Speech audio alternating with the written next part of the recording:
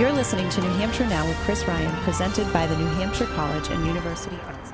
This is Pints of Politics here at the Barley House on 109-1450 and NHTalkRadio.com. I am Chris Ryan. Appreciate joining us for Pints of Politics, presented by New England. For months, Chris Ryan has brought together candidates and voters in Concord, New Hampshire, to share ideas and have a beer. The economy still is a big issue, and I think that individuals are split about how the economy is working and whether or not it is working for them. Healthcare has been a driver as well, and now Iran is a concern. And foreign policy has not been a big issue at all during the course of this campaign, but now voters are starting to think more about that. His guest this week was former Congressman Joe Walsh, one of the few Republicans running against President Trump. So let's look at foreign policy here for a second. We talked a little bit about Iran previous, and what Donald Trump's end game is here. I fear for what he'll do. He'll get us into a war because he can do it. He will absolutely ignore Congress because he can do it. Country needs to win. This is also really the first time that people have had to think about Donald Trump as a commander-in-chief and what that means. I am hoping that this does not lead into something greater than what it could very easily become, into a war. I'm a little afraid, frankly. Breaking news, the Pentagon saying it has carried out a strike at the direction of President Trump that killed Iran's top military commander. Promises military revenge against America. With the Iowa caucuses and the New Hampshire primary just a month away, an international crisis gave the race a new urgency. Oh, okay. I'm just calling you tonight to see how you're feeling about VRP. So his military experience is going to go a long way, especially since what's been going on recently. In Portsmouth, New Hampshire, volunteers worked the phones for Pete Buttigieg, the former mayor of South Bend, Indiana, and a former intelligence officer in the Navy. How are you tonight?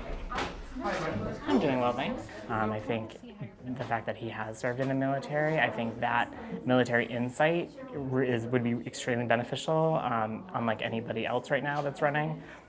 I think the fact that he's been to Afghanistan, I think he's going to hold a more personal approach to it and not just an abstract idea of what war means. Well, thank you, and thanks for taking my call. After Trump's decision to kill a senior Iranian general, every candidate had to address the threat of a new conflict in the Middle East.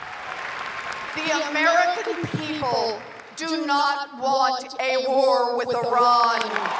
Trump promised to end endless wars.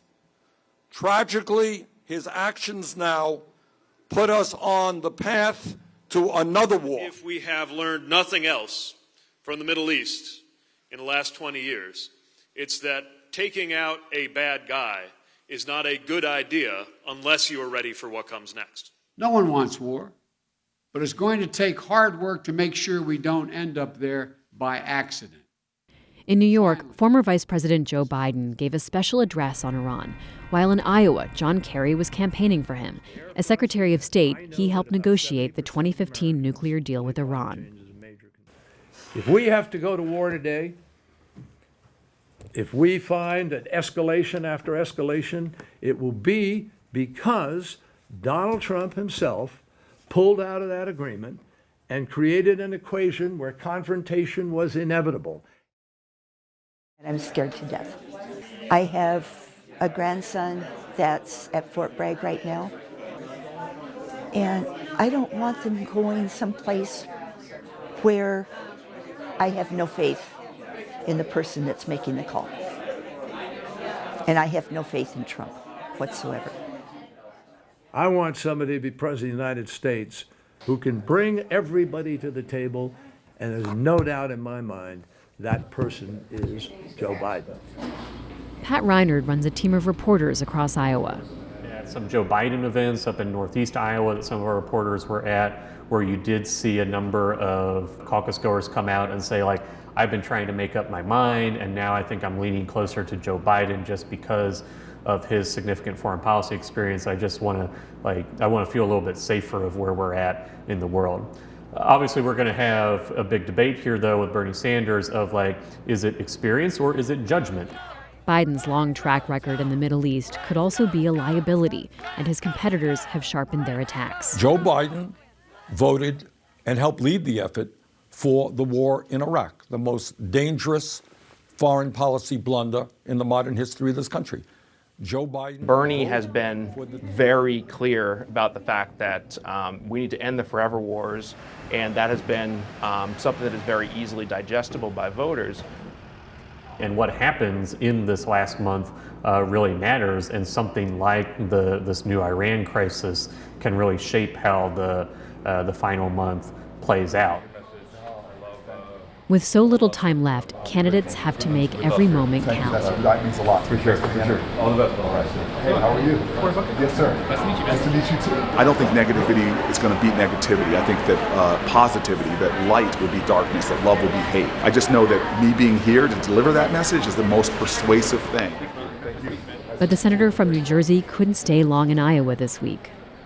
But we are in perilous times because we have a president who has no strategy, has no ability to control his impulses. The challenges we have now in Iraq and Iran have me rushing back to D.C. this evening for classified briefings tomorrow. Good evening, everybody. We have breaking news tonight.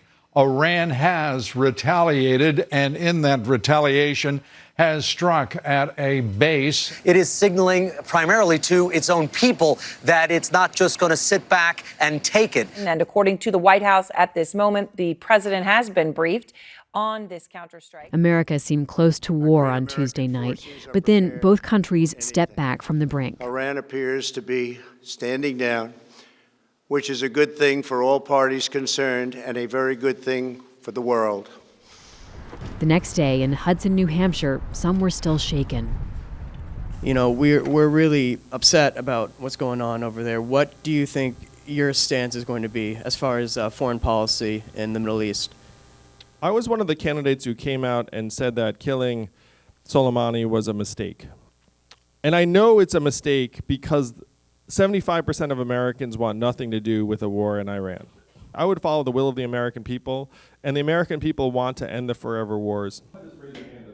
But for many Americans, there are more pressing issues. I don't want to see our troops going to war, but I'm more focused on solving problems here at home, and you do so by putting economic resources into people's hands.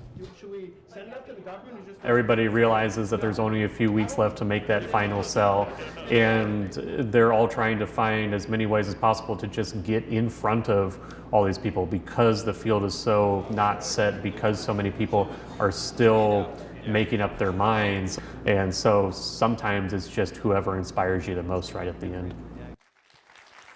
Thank you, Hudson. Thank you. Yeah, let's win this whole thing.